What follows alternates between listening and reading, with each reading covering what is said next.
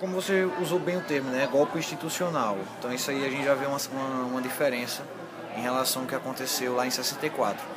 Obviamente, em 64 o movimento foi muito mais abrupto, né? Com tropas na rua, Constituição foi rasgada, e, enfim, Congresso fechado.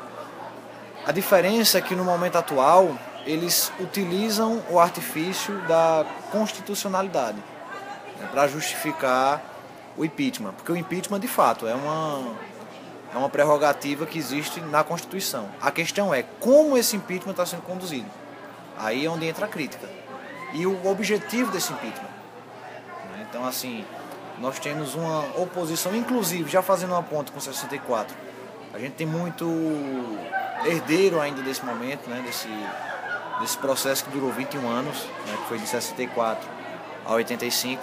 Então nós temos muitos herdeiros ainda no Congresso, ainda ocupando lugares importantes, inclusive também na sociedade civil, né, donos de indústria, porque a gente se esquece que aquele golpe, que a gente chama de golpe militar, ele não foi exclusivamente um golpe militar, ele foi um golpe civil-militar.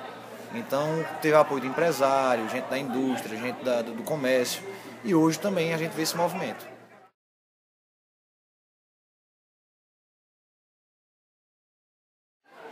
Cara, a questão pois é, você falou, né, que muitos desses agentes de discurso, eles partem das camadas subalternas, né? Isso aí é um fenômeno que marca a história do nosso país, né? Aquela velha máxima: os oprimidos, eles não estão preocupados em acabar com a opressão, eles estão preocupados em virar opressores, eles estão querendo mudar de lugar. E esse discurso é um discurso que entra nas camadas populares através de vários aparelhos ideológicos, né? Como, por exemplo, a televisão, que já está até batido, né? Falar tanto na Rede Globo e etc. Mas não é só a Globo, é a religião. A gente vê aí que a bancada evangélica foi uma das que mais cresceram, né, nesse último processo eleitoral.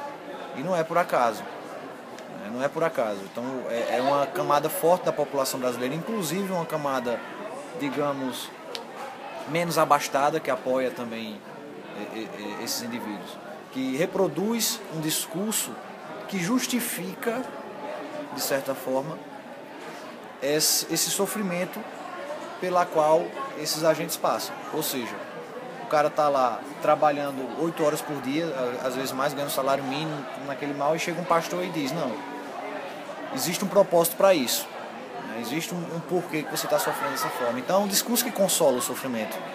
Então por isso que é tão fácil de se propagar o discurso da família, o discurso da religiosidade.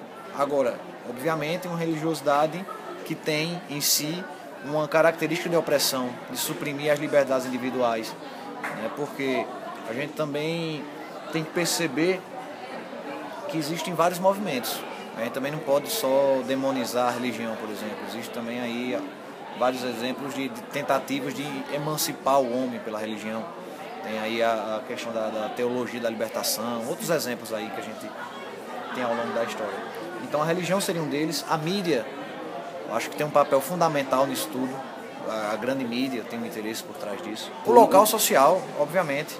Assim, então, convencer alguém que ele está sendo explorado é difícil. Ninguém quer se ver na qualidade de quem está perdendo, de quem está por baixo.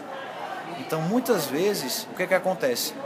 Essa nova onda, esse crescimento do que alguns chamam, né, da classe C, a ascensão da classe C, que eu também acho essas denominações reducionistas e não muito civilizadas, mas enfim, fez com que o acesso a bens de consumo criasse uma ilusão nessas pessoas, nesses indivíduos, de que eles estão agora no lugar de privilégio, de privilegiados, que ele faz parte também de uma casta de onde está possivelmente, sei lá, um empresário, alguém que tem uma origem de vida diferente. Ele não se vê mais como um explorado, ele não se vê mais como um ser que está fazendo parte da camada mais frágil da sociedade.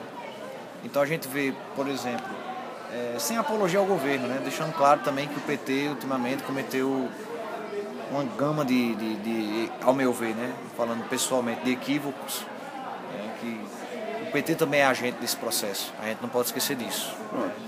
Mas assim, perceber que gente que foi beneficiada nesse processo de inclusão social, hoje defende uma ideia e uma posição do qual eles não fazem parte.